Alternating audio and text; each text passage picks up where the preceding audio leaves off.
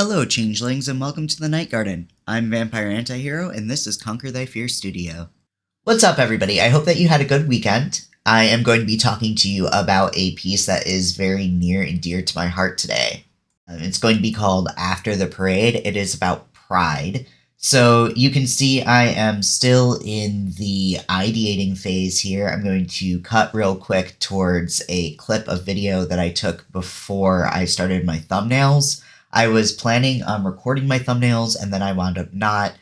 Just completely forgot to open my recording program and press record. So unfortunately, I don't have the footage of putting the thumbnails together, but you can see on the video here that I have my thumbnails put together.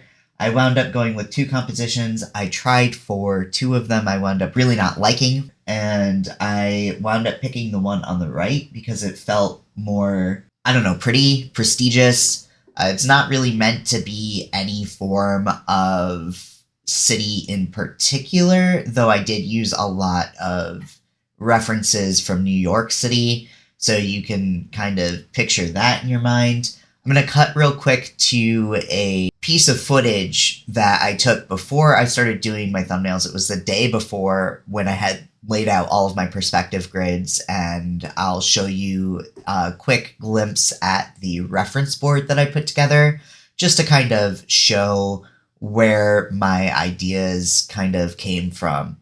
So then you can see I did a value sketch. So I have my basic values laid in, what I want the colors of the buildings to be, how to push things back in space, that kind of stuff. And this is just the background, right? So I don't have any story elements quite in the thumbnail. I didn't feel like going that in depth for the thumbnail. This was just to figure out my values. So I don't typically work this way. I do typically do thumbnails for my bigger illustrations, but I don't typically make a value sketch and then color keys and stuff like that. But I'm trying to get used to doing stuff like that. Basically, I'm trying to put together a more professional portfolio. And so a lot of what I'll be talking about in my videos to come is what goes into ideating things for that portfolio and how to essentially make an effective one, how to show your work, how to pick what's going to go in there, what your ideas mean for your portfolio, if you should have a mood, those kind of things. So that's going to be the concept of my videos in the next coming months. And for this particular one, you can see I've copied my value thumbnails and I have color keys written over top of it. That is because I'm going to try and lay in some basic colors just to figure out what color exactly I want the values to be. So that'll come together in a sped up version of the footage here. And yeah, let's get started. So I started these out by selecting certain areas and adding gradient maps to them. I don't typically work this way, like I was saying earlier. I usually do a straight to color pass, but I wanted to really make sure that my values were down pat. So the way that I'm doing that is just by using color gradients, color maps, gradient maps, adding the color that kind of makes sense based on what the values are in the sky. And then the rest of the colors, I already have an idea of what I want to do for those colors, and I am going to lay those colors in and warp them a little bit in order to fit better with the color of the sky. So this is a really slow process. I took about 3.5 to 4 hours doing this. So I'm just going to let the music switch over and let you guys watch.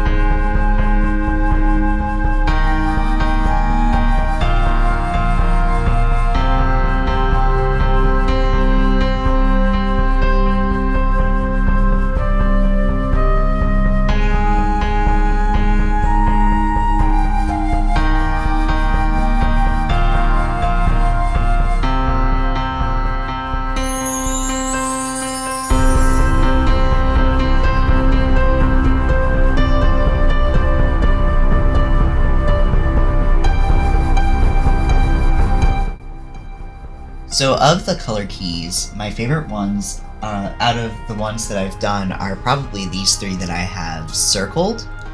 This is probably going to be something that I leave for another day and kind of come back to tomorrow, and we will pick one to actually do next week. So I am pretty excited to get started on the actual big render of this, and I hope that you guys will follow through with me.